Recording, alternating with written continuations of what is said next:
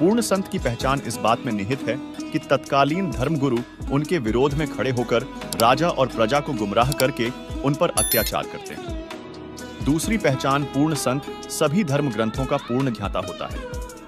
तीसरी पहचान, पूर्ण संत 3 प्रकार के मंत्रों का उपदेश 3 चरणों में देते हैं। चौथी पहचान, पूर्ण संत दिन में 3 बार पूजा की विधि प्रदान करते हैं। पांचवी पहचान, पूर्ण संत साधकों को नशा या मांसाहार करने की अनुमति नहीं देते और ध्यान, हठ योग, साधना या नाचने गाने जैसी क्रियाओं की भी अनुमति नहीं देते हैं। छठी पहचान, पूर्ण संत गीता अध्याय 15 श्लोक 1 से 4 में वर्णित उल्टे लटके वृक्ष के समान संसार की पूर्ण व्याख्या करने वाले होते हैं। सातवीं पहचान, सतगुरु या पूर्ण संत वह होगा जो 2 शब्दों के मंत्र सतनाम का रहस्य बताएगा इत्यादि।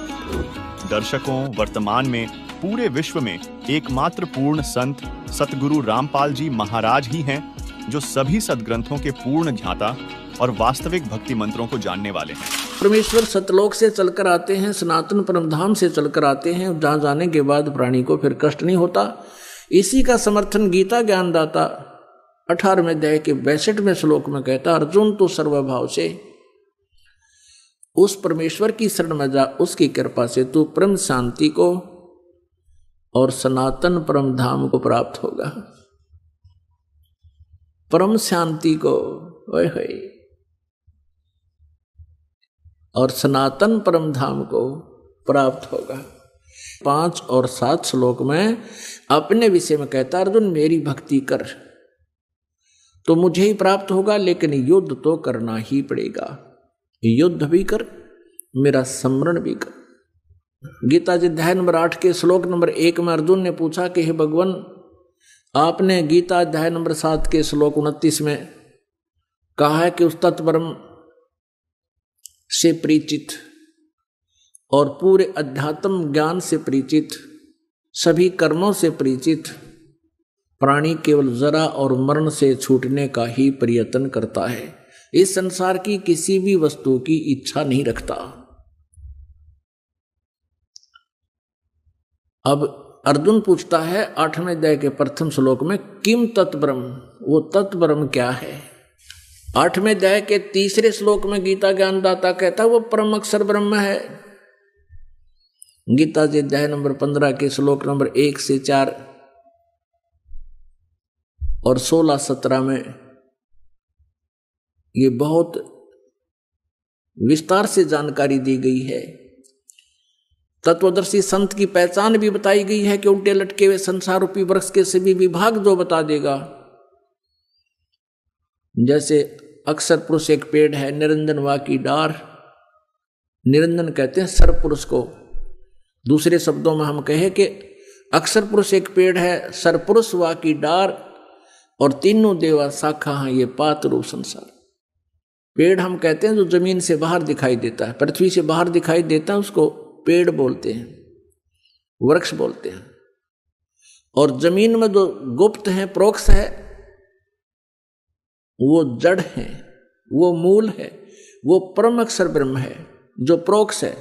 यजुर्वेद अध्याय नंबर 40 के श्लोक नंबर 17 में ये गीता ज्ञानदाता अपनी भी जानकारी देता है कि मैं तो ऊपर खम ब्रह्म, अहम खम ब्रह्म ओम, मेरा ओम नाम है।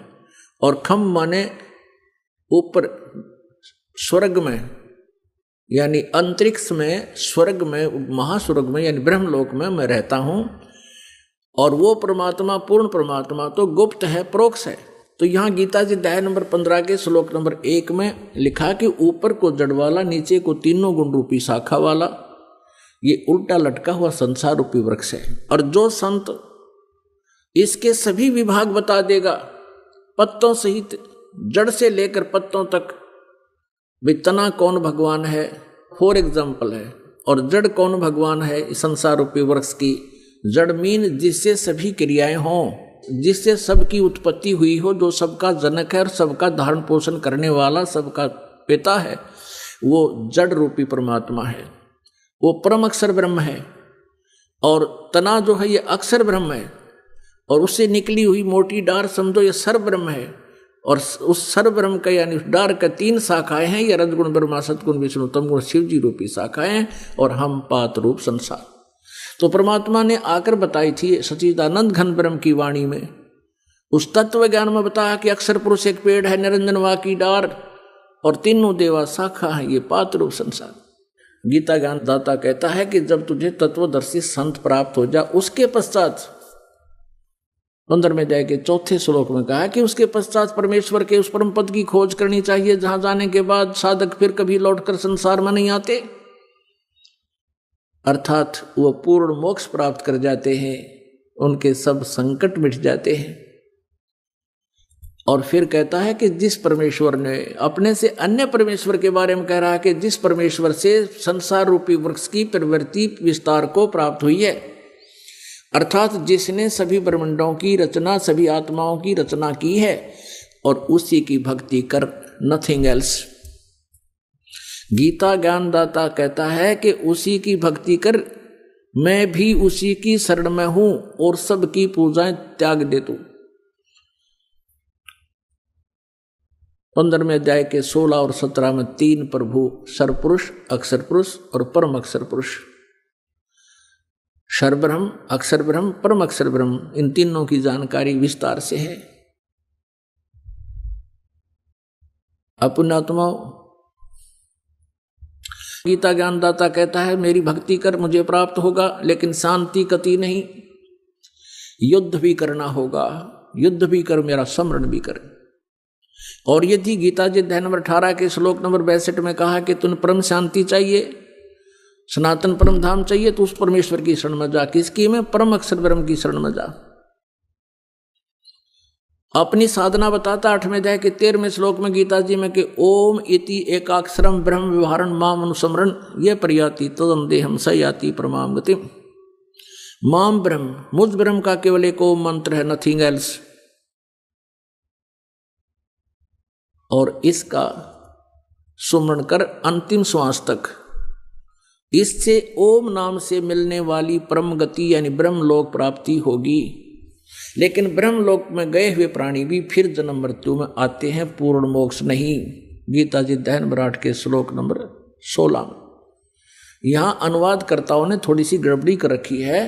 उन्होंने अनुवाद ये कर दिया कि ब्रह्मलोक पर्यंत, ये तो ठीक कर दिया कि गए हुए प्राणी भी पुनर्वर्ती में है।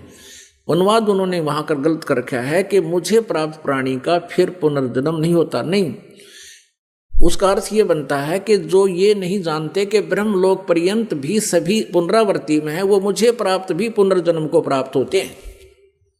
न विद्यते, विद्य का जानना होता है, जानना भी होता है। एक अक्षर का केवल एक ही अर्थ नहीं होता। इन्होंने विद्य माने नहीं होता, ये विद्य माने होना लिख दिया। विद्य माने जानना भी होता है।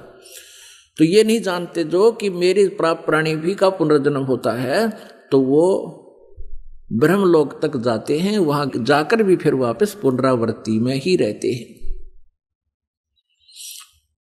इसलिए तो उसने कहा कि मेरे और तेरे बहुत जन्म हो चुके हैं। 4थे अध्याय के 5वें और 9वें श्लोक में, 2रे अध्याय के 12वें श्लोक में गीता जी ने स्पष्ट किया इसने।